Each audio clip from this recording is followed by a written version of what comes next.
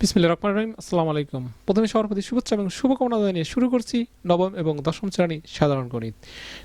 এখন আসো আমরা শুরু করতে যাচ্ছি অনুশীলনী 13.1-এর 15 নম্বর অঙ্কের সমাধান করব। এখানে বলা হয়েছে যে কি হয়েছে, এই ধারাটির প্রথম n সংখ্যক পদের যোগফল, n সংখ্যক পদের যোগফল এত দেওয়া আছে -144 হলে এই n এর মানটাকে নির্ণয় করতে বলছে। কেমন?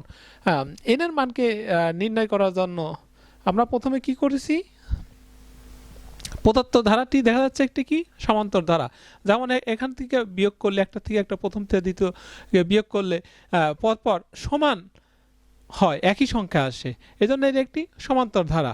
দেখো এখানে সাধারণ অন্তর, তাহলে আমরা 7 থেকে বিয়োগ 9 -2 আসবে। কেমন? পদের সংখ্যা n, আমরা জানি কি জানি, প্রথম n সংখ্যক পদের সমষ্টি, এটা মনে রাখতে হবে সূত্রটা। আমরা এটা জানি n সংখ্যক পদের সমষ্টির সূত্র হচ্ছে এটা।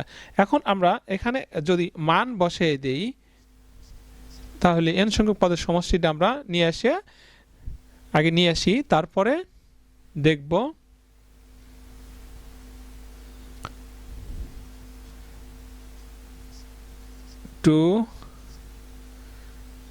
টু এর মান 9 প্লাস n -1 -2 এর মান বসাইলে n 2 9 দুগুণে 18 প্লাস মাইনাসে প্লাসে মাইনাস -2n মাইনাসে প্লাস 2। কেমন? এখন আমরা কি পাবো, n ডিভাইডেড 2 20 -2n, 2 কমন নেই এখানে, 10 n হয়। কেমন? 2 উঠে গেল, তাহলে n 10 n সমান কত আসবে? 10n n square. তাহলে আমরা কি পাইলাম? আমরা জানি n পদের সমষ্টি, আমরা এটা পেয়ে গেছি। এখন বলা হয়েছে যে প্রথম n পদের যোগফল সমান কত দেওয়া আছে? এত। তাহলে আমরা প্রশ্ন মতে লিখতে পারি n পদের সমষ্টি এত আমরা পেয়ে গেছি, তাহলে প্রশ্ন মতে কত? তাহলে n n square equal to কত? -144। কেমন? বা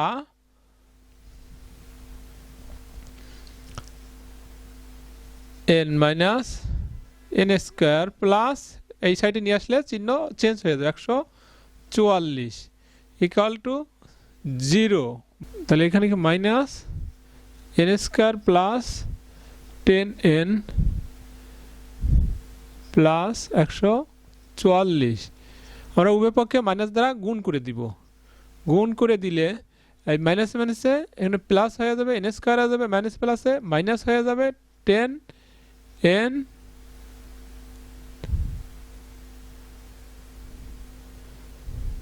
-144।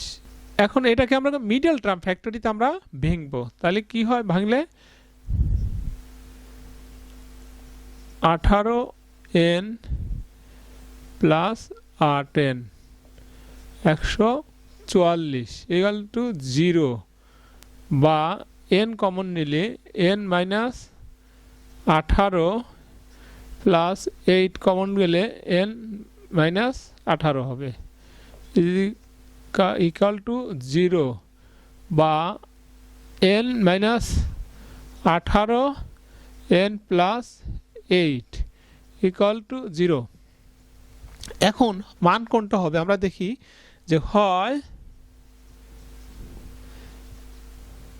n -18 ইকুয়াল টু 0, বা n সমান প্লাস 18, অথবা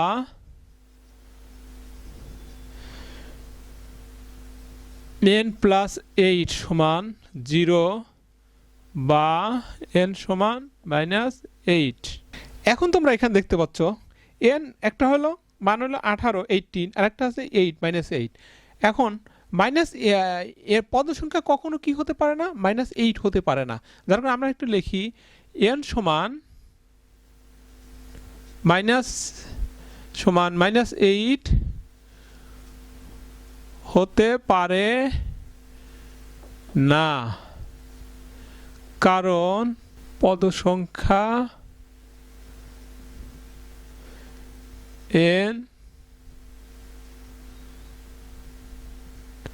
কখনো ঋণাত্মক হবে না,